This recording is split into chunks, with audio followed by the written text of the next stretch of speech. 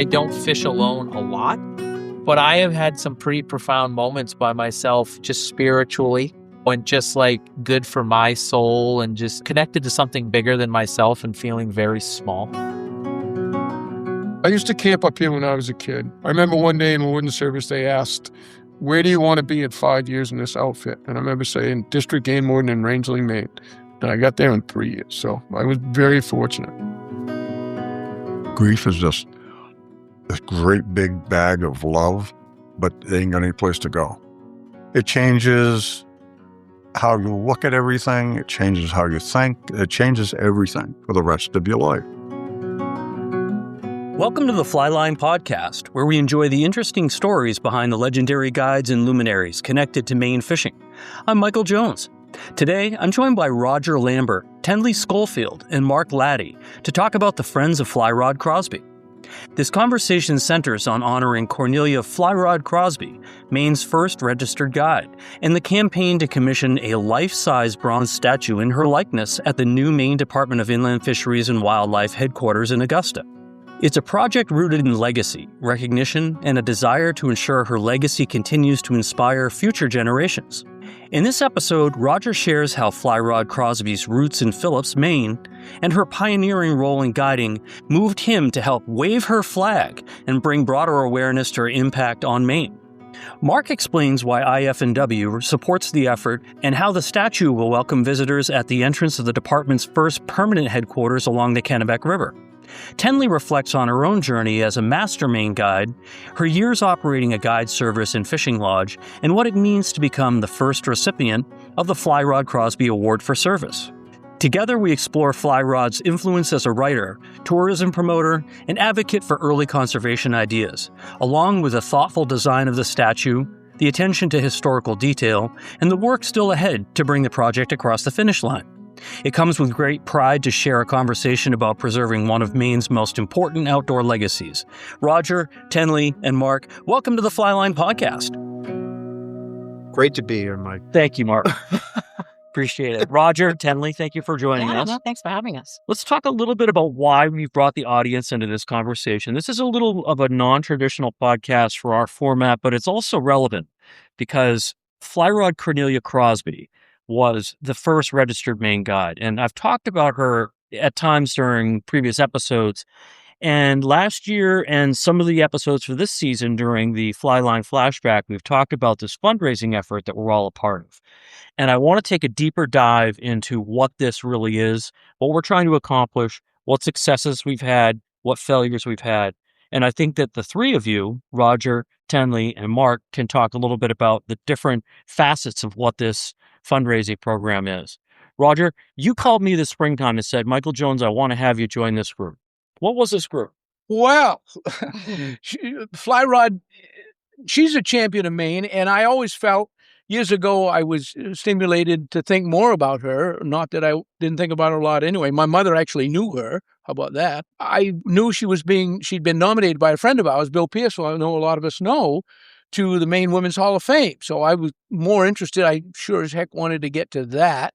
So I attended, and I was, just fired up more about Fly Rod. And I'm always been struck by a lot of people don't know Fly Rod's story. And I think it is hugely significant to what we do, why we do it, and also being selfish, our Western Maine area, which she plied her craft more than lots of places in Maine. And I said, man, we need to wave her flag more. Mm-hmm. And then we kind of came up with a little idea and got it to pedal it around, and we're rolling right now on celebrating her and telling her story. So what we're talking about is Friends of Fly Rod Crosby is really a fundraising and organizational effort to try to build a bronze statue to commemorate her legacy at the new headquarters. Mark? Yeah, no, as Roger said, she was a unique person and really an ambassador for the state. And what we want to do at the headquarters is really honor her and her legacy, because she really stands for a lot about what the department stands for as far as getting people outside, getting them in love with Maine outdoors. And so we're in the process of building a new headquarters, our first headquarters ever. We've been leasing for over 50 years. And outside, when you come to that entrance, there's going to be a beautiful bronze statue of Fly Rod Crosby. And the new office is going to be a destination. We're going to have a large conference room there for educational purposes, public hearings. We get a lot of foot traffic in there for licenses and registrations. So it's really a wonderful place to showcase all that Fly Rod Crosby did for the state of Maine.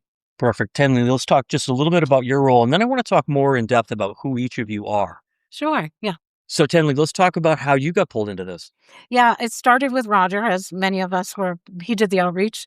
And I think partly because I was recently awarded the first round of the Fly Rod Crosby Award for service, which was a huge honor given who this woman was. And I was very intimately familiar with her as an outdoors woman. But I also have things I can contribute to the organization that I'm happy to contribute. For example, I have some graphic design experience. Know a lot of people, just like Roger. We name drop Tenley. We name drop. We know a lot of people. Yeah. So I can do a lot of the help with the outreach, help with some of the promotional materials. I'm working on a grant right now to help with some funding. Yes. So, I think we all bring something to the organization as we're all working towards the same goal, and that's to raise the money to build the statue and have it installed at the headquarters. But in short, Roger called you. But it started with Roger called me. Okay. Say no. Okay. So let's go back to Roger. I just want to, for the audience, I've known Roger for most of my adult life. I went to college at UMF and had a sporting goods store that I helped manage in town. And Roger is a public figure in the Strong Phillips Farmington area. And that's appropriate too, Roger, because Fly Rod Crosby, Cornelia Crosby, was from Phillips, Maine. Roger is a board member of the Maine Professional Guides Association, and he also was involved in a really interesting project in Franklin County called the High Peaks Alliance, which was started by an old friend of mine, Lloyd Griscom, and his wife, Hope. And that was real. Roger, talk to me about High Peaks Alliance, just to give our audience a sense of what's the fabric you're built up from. Okay. Our love of ground up there and our realization of how much ground is being grabbed and developed. Yeah. And opportunities for recreation have been curtailed. Lloyd and I were introduced by a mutual friend, and we had both chatted with this person about this particular piece of ground, Mount Abraham, up through there, Farmer Mountain, up by the Appalachian Trail. And this mutual friend said, "You guys, we didn't know each other." He said, "You people ought to know each other." And Lloyd and I are from different communities. I'm from both communities, but Lloyd specifically is a non-consumptive community, and I'm an old blood and guts Maine guide, I guess, at Hall Moose off the mountain. So we were from different worlds, knew different people, different life experiences. We started coughing up, and we realized, boy, oh boy, we better get to work. And we recognized our differences, but we also figured out we agreed on 80% of everything. So we just threw our hands up and say, let's do the stuff we agree on. Let's do that, not worry about the other. And we formed a partnership and then got a little more sophisticated, got to be a 501c3. We're excited about that. We finally got to a position where we could hire an executive director, got the right guy. And as they say, the rest is history. We have partnered with the Nature Conservancy and other grants and been able to put thousands of acres under conservation. And we're working with individual towns up there with some local projects. Shallow Pond up Carabasset Way just secured some stuff on the Sandy River, and recreational bridge going into Farmington, a $3 million jobby. So we're excited about that, and it fits in with what we do. We like to showcase our outdoor stuff and introduce people to it and make sure there's some ground to operate on. Let me change channels just a little bit on you, Roger. Let's talk about you wrote a book on moose guiding or moose hunting, and you're known for your moose calling. Well, some of my young guide friends always said, "Roger, you're a heck of a storyteller, but you'll never write anything down." Well, just because they said that, I hooked up with some of my friends and colleagues and asked them if they'd throw in, and we George Smith, I guess we all know who George Smith was, an amazing man in the outdoor community in Maine. George always encouraged me to put a book together and was going to collaborate with me. And then he was diagnosed with ALS and said he was couldn't help with that project, but wanted to cheer us on, proposed to introduce me to James Cody, who I'd known since he was 14 years old. He said James had some interest in collaborating on a book. I didn't know that. I called James. I said, let's do this. He was all in, and I couldn't have done it without James. He picked up the pieces. Tenley will tell you that's why Kenley and I work together. I make the mess and they clean it up. But James helped us get that done. And it was, we had to collaborate with someone that would compile the book for us and do the emails and all that technical stuff. And James and I collaborated on it, and away we go. Yeah, that's great. Just for the listening audience, George Smith was the head and spokesperson for the Sportsman's Alliance of Maine. And he was a neighbor of mine in Mount Vernon, where I grew up. So I used to hunt on George's land, and we knew each other really well. Like you said, we didn't always see eye to eye. George was a very smart guy. But we could digress by talking about other people. Let's get back to the core conversation about Fly Rod Crosby and the Friends of Fly Rod Crosby. Tenley, you're a master Maine guide. Tell me a little bit about your background and getting into a guide, becoming a guide as a woman, because Fly Rod was the first female guide, but also the first Maine guide. Right. Yeah. So I won't say she was a direct influence, but she certainly was inspiration. I started guiding in 1999 over my bird dogs. I had German Shorthair pointers, and I loved to take people out to hunt over them. And that's really that was the beginning of my guiding experience. I launched as the Crowfly Guide Service, which I still have in operation today. One thing led to another. I had some sled dogs at the time and did dog sledding day trips. But after a 20-year career at Bowdoin College and still being young at heart, I wanted to try something new. So I bought a defunct sporting camp up in Aroostook County called Fisherville Lodge, which is still in operation today. I bought it because I really wanted to save it. It was one of those, at that time in the early 2000s, a lot of sporting camps were going under. Folks were retiring from the industry. Nobody wanted to buy them. And real estate prices were starting to kick up. Where was Fish River Camp? Fisherville Lodge is located on Eagle Lake, the town of Eagle Lake, just south of Fort Kent. Got it. So I looked at that as an opportunity to save some sporting camps from either falling into the hands of private ownership and becoming a family compound or whatever, but wanting to continue the legacy of guides and the sporting culture, the sporting camp heritage and tradition. And this is some of that influence that Fly Rod had on me, knowing her story and how she promoted and marketed Maine. So I did that for 14 years, primarily a moose and bear guide.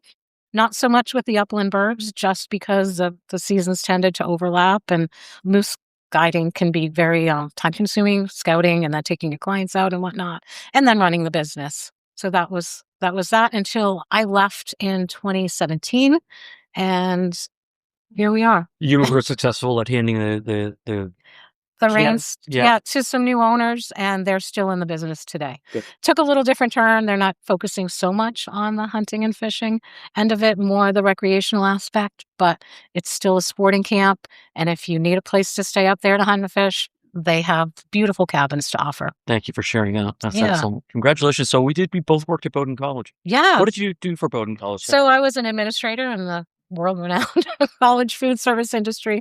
Bowdoin has a very well-respected food service and self-operated, which is very unusual in college food service.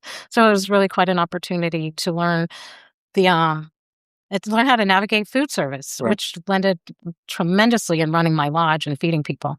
And you also have a bachelor's degree in business administration. Business administration, Yeah. so coursework there. Yeah. Excellent. Let's talk about Mark Latti.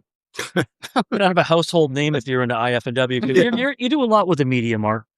You're really the communications director, or what's your title? Yeah, it's director of communications, and it's kind of evolved over the years. I started at IF&W back in 1998, and I was the public information officer and the photographer, and kind of juggle some things. And the job has just kind of evolved as media has evolved too. But generally my job entails, working with that kind of traditional media, the television stations, radio stations, newspapers, outdoor writers.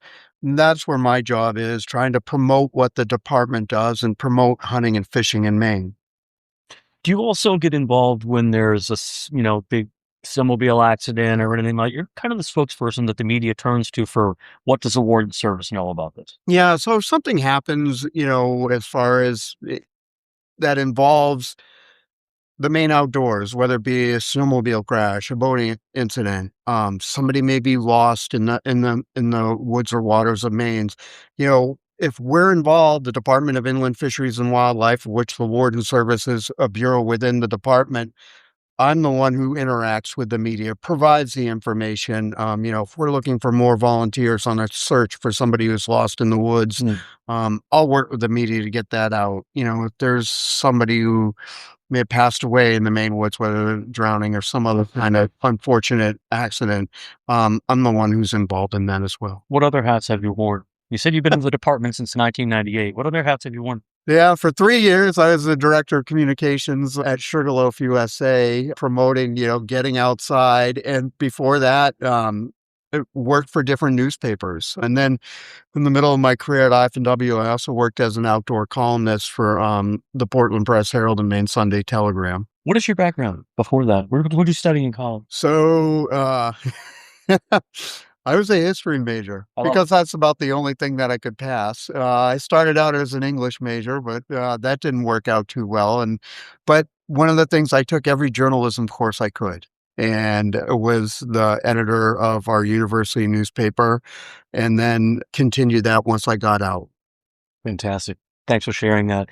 So, Mark, how did you hear about the Friends of Fly Rod Crosby, or this brainchild that was going on? Did they come to you initially? Yeah, they came to the department with an idea, and they knew that we were looking at moving our headquarters and creating a new building. And there was a very dedicated group of people who really felt that Fly Rod deserved a spot there, and rightly so. And they pitched the idea to our commissioner, and Judy was all in on it, recognizing that Fly Rod was quite an ambassador, and, as Tenley said, really an inspiration for so many people.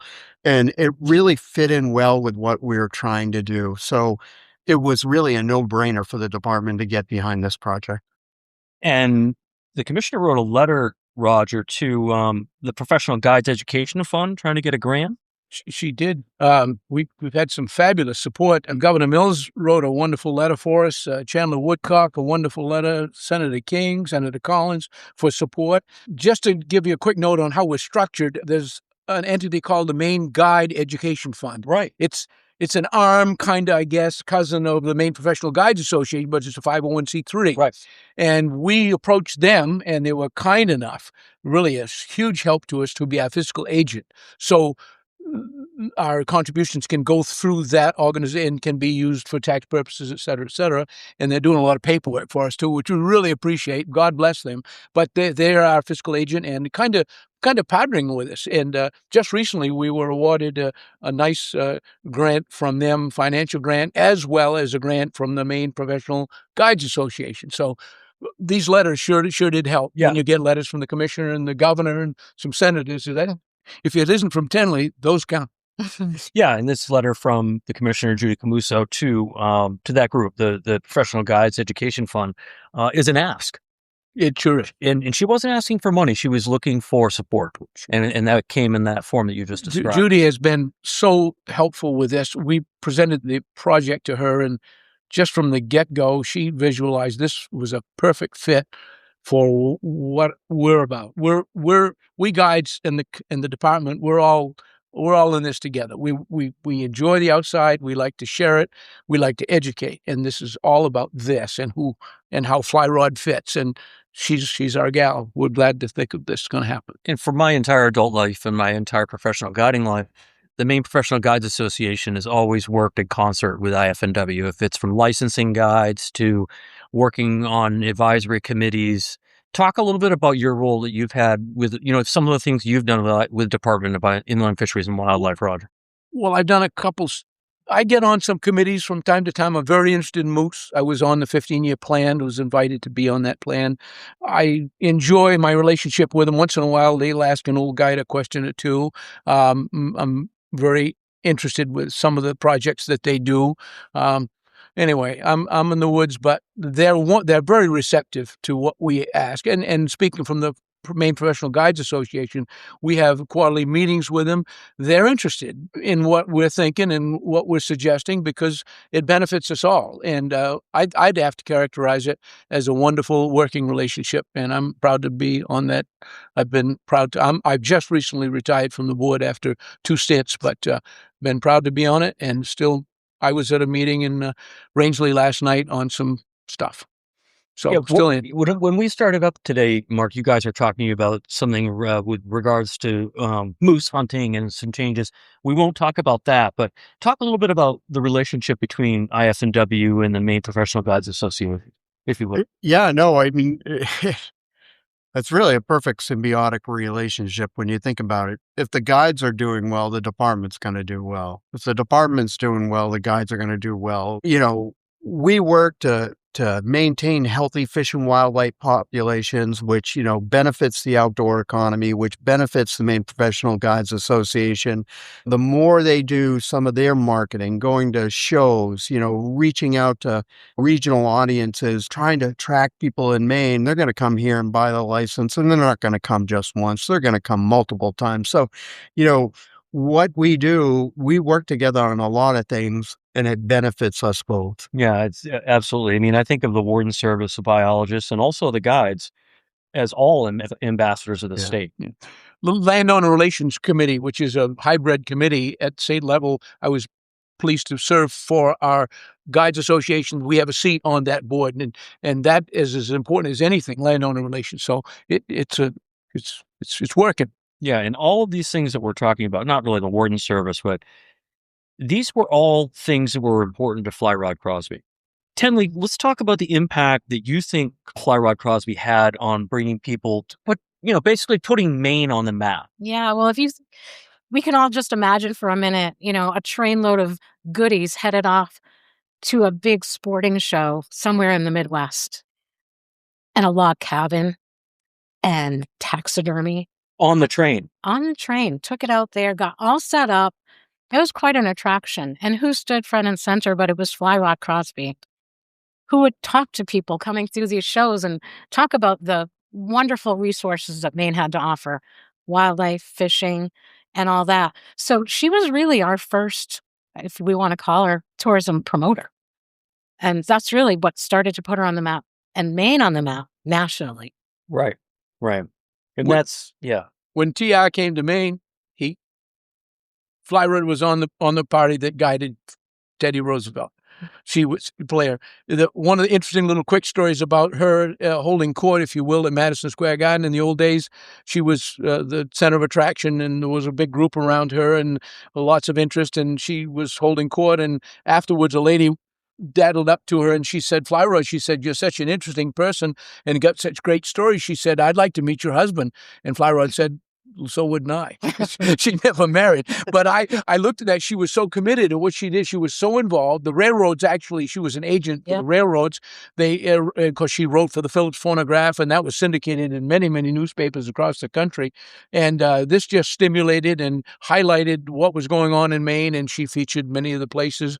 And that, on the tourism side, that was a giant magnet. And the railroads loved that because they were just coming into Maine, just the late 1800s, and it was a marriage made in heaven, her waving the flag for them and enticing people. And the article she wrote and the photographs, just she baited the hook, boy, and the railroad said it, and the lodges in the Grand Hotels. And really, she's really the one responsible for the line that ran up to Rangeley. I just recently learned. If it weren't for Fly Rod's advocacy, at the time, that's when that line was built. Rangeley was such a destination, that whole lakes area. You used to be able to get on a sweeping car in Philadelphia and not even get off that car and get into Rangeley the next day. You know, obviously, as you got into different areas on the railroad, they would move the car around, but you didn't even have to get off. And then you get off there and you get on the steamer, and there was all those resorts on the lake, and the steamer would go around and drop you off. When you think of what it was, I mean, Rangeley and that area where Fly Rod Crosby was the destination for the outdoors, and she was a huge part of that. So I'm picturing the original rail line went up through the Bemis track, and then you get on a steamer and go over into Rangeley, and then what Fly Rod advocated for was building essentially the Sandy River Railway. Exactly. Roger. Correct. But she was such an important part of tourism, Right. in general. So, Tenley, you worked in tourism and you're a part of this committee. What's your background with that?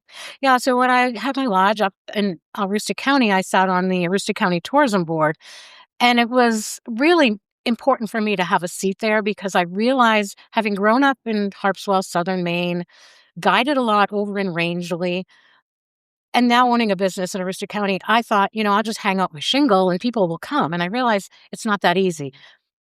I look back to that and kind of create the analogy that what Fly Rod was going through in her day. Tourists bled off the rail line all the way up through New England. There weren't that many left when they got to Maine. So we really had to market ourselves. And that was kind of where I was coming from, sitting on the Aroostook County Tourism Board. Same problem. Tourists bleed off the interstate system all the way up through Maine. There's not many left when we get to Aroostook County.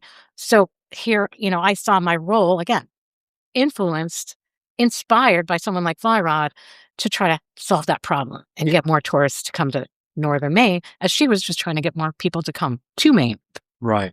So let's take a quick break. And when we come back from the break, I want to talk a little bit more in depth about the fundraising that we're doing as a team. And I want to talk about her legacy. I'm in. Sounds good. In this Flyline flashback, we look at what powered Maine's early sporting boom, the railroads that made the Northwoods reachable, and the voice that helped bring visitors north. By the late 1800s, the expansion of the Maine Central Railroad connected Boston and New York sportsmen directly to places like Rangeley, Moosehead Lake, Greenville, and Aquasic. Maine's interior lakes and forests were no longer days away by wagon. Produced by the railways, illustrated brochures promoted Maine as a sporting paradise for catching trophy brook trout, large landlocked salmon, visiting well-run camps, clean air, and dependable rail access. Selling the experience of the woods meant selling train tickets. Within that system, Cornelia Crosby became a key figure. She worked directly with the Maine Central Railroad as a publicity agent and correspondent, traveling by rail to the very destination she wrote about. Through her syndicated column, Fly Rod's Notebook, she describes specific lakes, camps, and guiding experiences for readers far beyond Maine.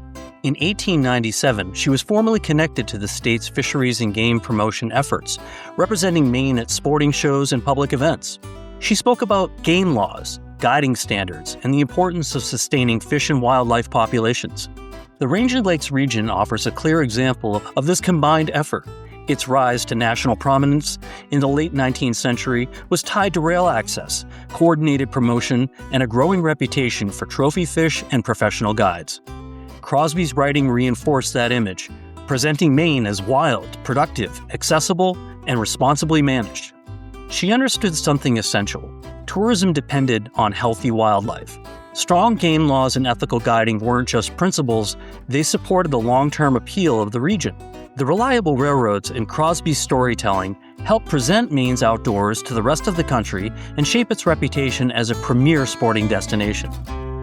And now, back to the second half of this episode.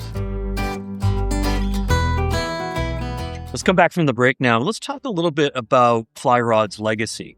So she was born in Phillips, and she was a tall woman. She was 6 feet tall. She never married, as Roger has indicated, and we all know.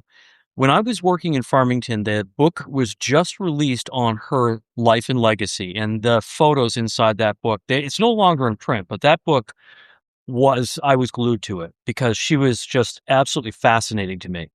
And she had tuberculosis, or at least allegedly her family had tuberculosis. And so she had lung issues. And the prescription from her doctor was to spend time in the outdoors. Her professional background was to work as like a bank teller, and she did telegraph work and things like that. But the diagnosis of having TB drove her into this world of becoming an outdoors person in which she flourished. And that's how she got the name Fly Rod Crosby. What, Roger, you want to tell us? Well, you remember the byline on that book that was Shuttlesworth and his colleague wrote about her. The byline was "The Woman Who Marketed Maine" was the byline there. But yeah. But ahead of that, before she really became a figure in the state, she was evolving as an outdoors person. She was a hunter. She was a fisher. She was a guide, but there weren't guides yet. So then the legislature. Well, there were guides. Absolutely, there were guides. She recognized early on, she's a Renaissance woman. I mean, that's bottom line. She recognized all kinds of things. One of the things she recognized is that they ought to keep some kind of legitimacy and professionalism in the guide community. And she worked away and influenced legislators, and over time helped craft the legislation that registered Maine guides, which is what we're all about to. Maine's one of the few states today that have a significant testing requirement and registration to keep track of Maine guides. Fingerprints, we're background checks. We're legitimate as heck, and much to do about Fly Rod's being a Renaissance thinker at that time. Also, as far as her thinking outside the box, she recognized there should be some limits, some catch limits. She was all over that. Catch and release has been accredited to her working on the catch and release on some of the larger trout. So I wished I'd known her. My mother actually did know her, kinda. She was such a recluse. She was in depression towards the end of her life. Her health wasn't good. She sat on her back porch a lot, often in Phillips, and my mother went to school in Phillips. My mother was born in 1914 and knew her towards her end of, and she'd get a wave in once in a while. Fly would wave, but she was sad and she was at home. That being said, I hope she reflected on what she did and who she did it with. She lived a heck of a life. She squeezed it in, Despite the tuberculosis diagnosis as a young woman, which I think is interesting because back then the prescription was get outdoors more. Well, what did that mean? And that's when she kind of fell into the angling aspect of her life. And look where it took her. And here we are today. And suddenly there's a resurgence in the importance of recreating outdoors and how healthy that is for our lifestyle, getting people off their devices, getting them outdoors. Again, she was way ahead of her time because that's what she was doing to kind of affect her health outcome with tuberculosis. And here we are today with our own kind of cancerous, all of our gadgets and our tablets and things that we need to unplug from and get outdoors. And, again, she inspired Maine as that iconic place to do these things. Yeah, she not only was an ambassador for the state, but she was the person that was really banging the gavel for professionalizing outdoor guiding in Maine. As you touched on, Roger, she was basically setting the score of what guides should be and how they should represent. And she kind of led that into, I know she was doing shows in New York, Boston, Philadelphia, and these guides would all follow her down there. And they recognized her, of course, with the very first guide badge. Think about Renaissance. That was the very first guide badge offered or presented in the state of Maine was to her, badge number 1. She was the gal. To a woman. To a woman, and we have a friend of ours on the committee, a very wonderful friend of ours. She did some research on Fly Rod and realized that Fly Rod wasn't necessarily a promoter of women's suffrage at that time. But you can't be everything, and Fly Rod was perfectly comfortable with shoulder to shoulder, elbow to elbow, cast for cast with other Maine men, if you will, at the time. But no, she was front row. Fly Rod was. She was a writer. She wrote what was called Fly Rod's Notebook, which was I guess a column that she would put out. You know about that one? Yeah, it was in the Phillips Phonograph, and really it was also syndicated in a variety of newspapers as well, which is kind of interesting to see how that started way back when. But yeah, and she basically detailed her exploits in the outdoors. And we kind of touched on it earlier about attracting people to Maine. If you're coming from Philadelphia or New York or wherever on the East Coast, you've got to pass other places. So you got to make sure that, what you're selling or what you're offering is really unique or the best. And, Fly Rod did a great job of that, explaining it in her column and then acting on it when she took people out. Her exploits were really, you see those photographs, pretty legendary. And she would say funny things. She had a lot of anecdotes about like 102 fish in 51 minutes or something like that. She was a writer, Mark, and that's fantastic that you shared that. She also had this really great quote that I want to bring out. It says, "I'm a plain woman." In other words, she didn't take herself very seriously. I don't think she took herself seriously. Humble, yeah. Yeah, and of course, that's how these Maine women are. "I'm a plain woman of uncertain age, standing 6 feet in my stockings. I scribble a bit for various sporting journals, and I I'd rather fish any day than go to heaven. Mhm. I think they're almost the same. You have that Right. great day of fishing Is and it feels like heaven, Yeah. and I think she really nailed it. And that quote really kind of, describes how phenomenal an outdoor experience can be in a way that really, I think, it's very descriptive of the times and what it was like back then. She was celebrated at the time, for sure. I would submit, and I made the statement, I can't prove it, but I would suggest at the turn of the century, she was the most known Mainer, male or female, in the countrywide. Fly Rod was, like Mark suggested, they syndicated these all over the country. They knew who Fly Rod was. They might not know who the governor of Maine was at that time, but they knew who Fly Rod Crosby was. I think you're right. Yeah, I believe that to my core. That's pretty deal. A lot of times people like to put things in boxes, and anybody could wave the flag about this Fly Rod being a female champion of Maine. I dropped the female. Yeah. Fly Rod Crosby, in every sense of the word, was a champion of Maine. Exactly. I often like to, when I see a person that really typifies, and we've heard this statement, that some such and such was a son of Maine. She was a daughter of Maine, front row baby. And that's how I feel about Fly Rod. Yeah, Roger, she had a pretty serious knee injury, and it kind of ended her.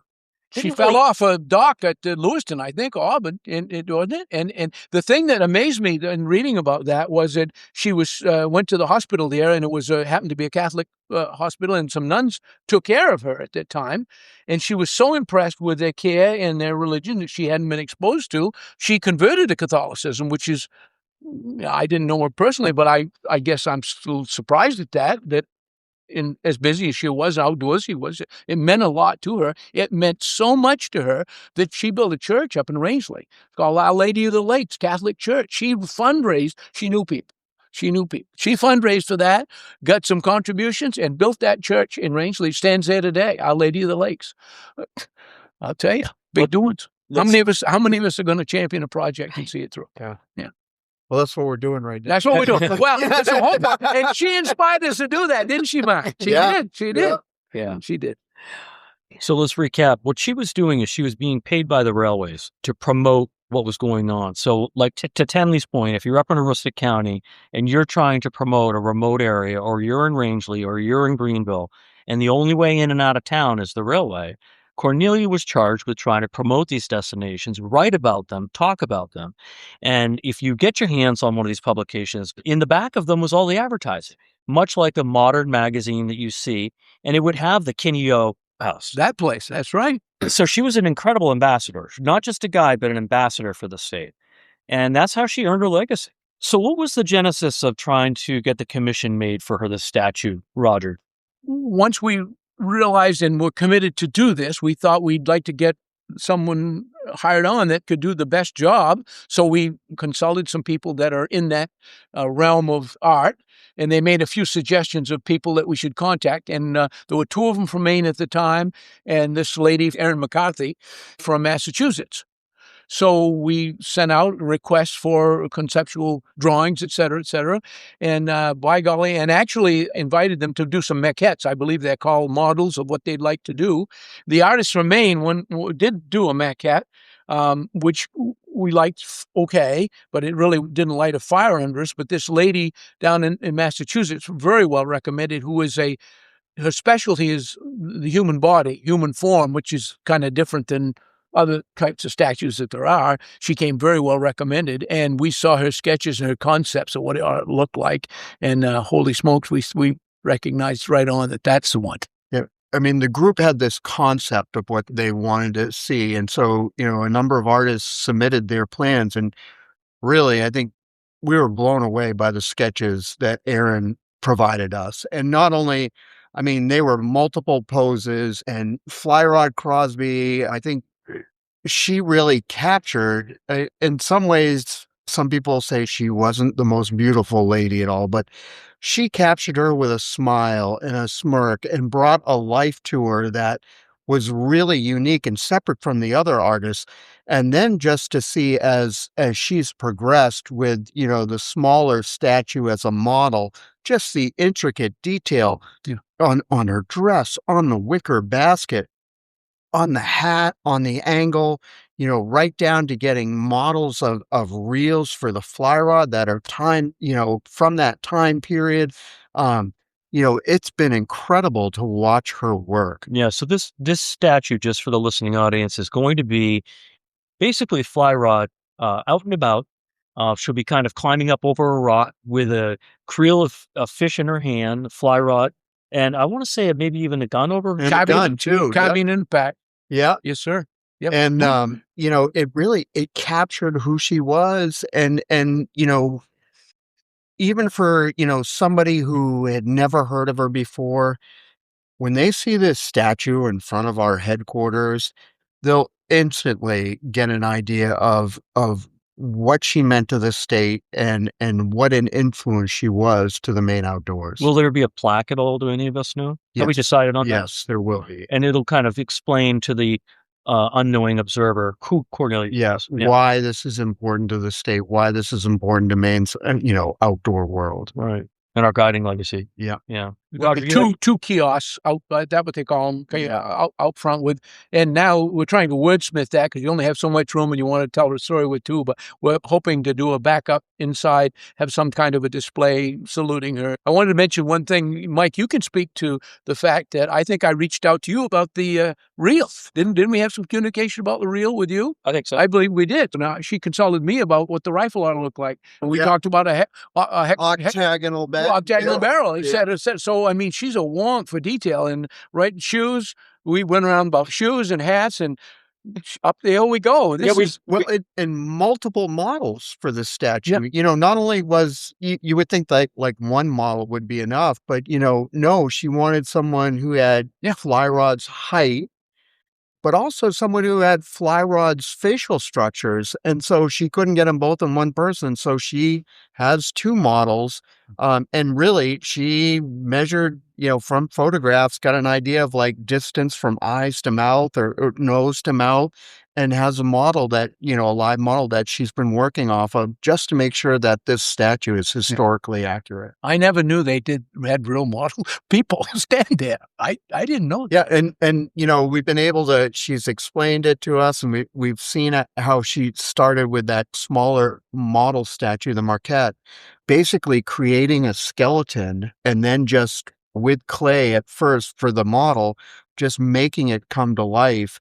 And then she'll take that model and it'll become that life-size statue. Yeah. How's the fundraising and everything going, Tenley?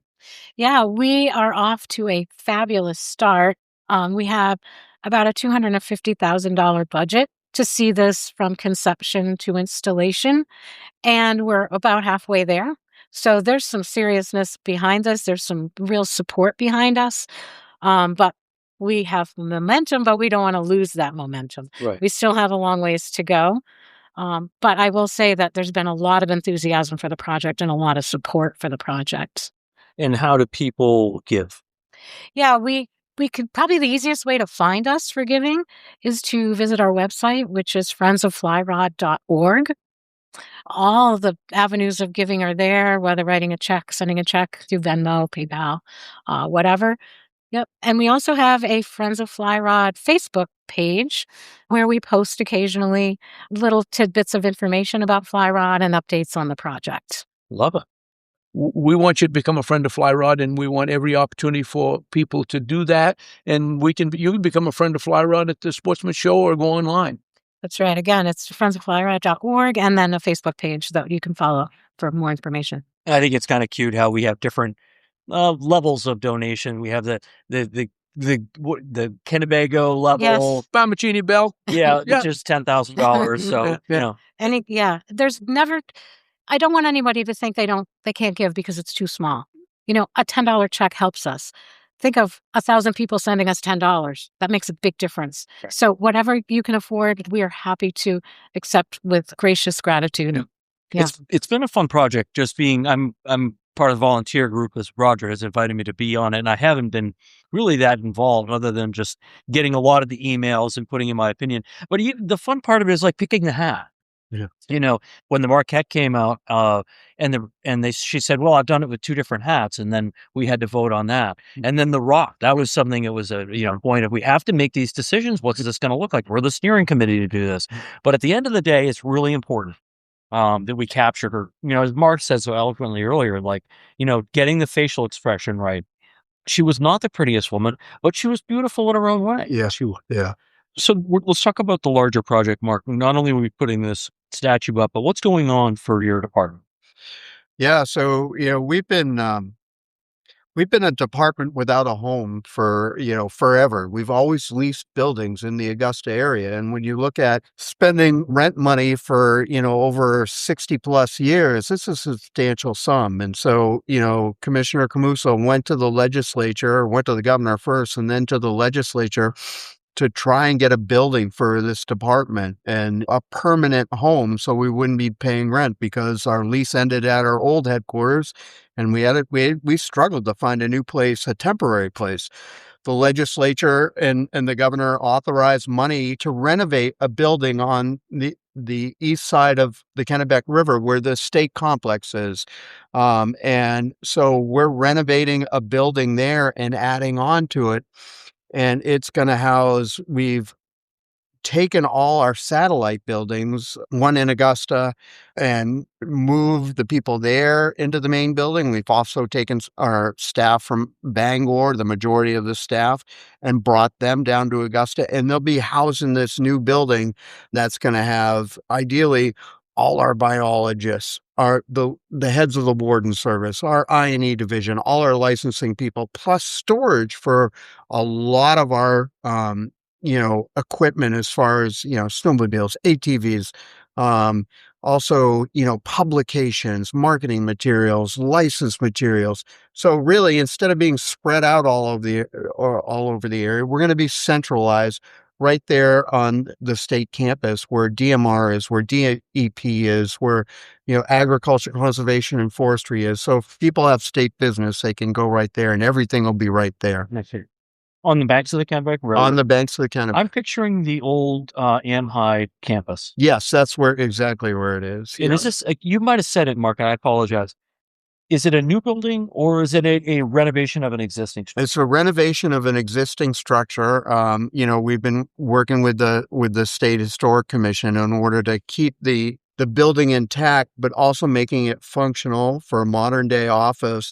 And there'll also be a wing stretching backwards off the existing building, which we needed as far as space. We have a department of over nearly 350 people now. So with this project going on, Mark, are you promoting it on your website or anything? Yeah, you can go onto our website and you'll find an architect's rendition of the building. And I think more importantly to this conversation, you'll also see, where Fly Rod Crosby will be located, right at the front entrance, over to the right a bit once you pull in, and you'll see this nice little area that really pays homage to someone who did so much for the Maine outdoors. Who's on this team other than us four? So Eugenie Francine and Mona Breaux kind of lead the charge. And of course, Roger Lambert and Mark Latti, myself, Tenley Skolfield, and then David Woodbury. Of course, we've mentioned Judy Camuso and also Michael Jones. Thank you. And June Lacombe, and our artist and sculptor, Aaron McCarthy. I mean, one of the things that, we're talking about the committee, but you can say those names, but what it doesn't reflect is the passion that these people have for this project. And it really, it's infectious, and it builds, and it really grows within other people. And when they go out and start talking about this project, about why it's important, about why Fly Rod was such an icon in the state, it really spreads to other people as well, which really helps with the fundraising effort here. And, the fact that this group is already halfway to its goal as far as fundraising is amazing. And it's really a tribute to the people who've been doing this, about, their passion for the project. And it really, I think we're getting there, but we got to maintain that momentum as well. And it's really a great group on that committee that's pushing forward and trying to attain that goal. That's really well put, Mark. I would just say on behalf of everyone's volunteering, myself included, thank you for all the work that you guys are doing. I think we're going to be successful. Roger, I think the Maine Sportsman Show is going to help to drag us across the finish line, and you and I need to put our thinking caps on how we can raise money at that venue. Sure. We're looking at some in-kind. Some of us can't write checks, but we've got some in-kind donations. So trying to think of a vehicle on how we can involve that. We could have an auction. Well, we could have an auction. We could have a raffle. There's many things we can do, but I think it's going to be great for us to get out to the Sportsman Show and preach the gospel to Fly Rod and tell her story, what impact she's had as for Maine. But the byline on the book about Fly Rod was a woman who marketed Maine and vacation land. You know, how are you going to beat that? And she's our gal. Yeah. Well, thank you for taking the time out of your day, Yep. Everyone, for Appreciate you doing this. Yeah, thank you for having us. Thank you, Mike. That brings us to the end of this episode. Thank you for joining us for this intimate discussion, and thank you for listening to Flyline Podcast. We're proud to be sponsored by Geiger, the world's largest family-owned promotional products distributor based in Lewiston, Maine. Their support helps us share the rich history of Maine's fishing community through the stories that will be cherished for generations. A new Flyline Podcast episode is released every 2 weeks on Tuesdays, so be sure to come back to meet our next famous guest. Until then, this is Michael Jones, and we invite you to visit the blog section of our website to enjoy photos and contributions from our guests and experience all of the episodes at flylinepodcast.com.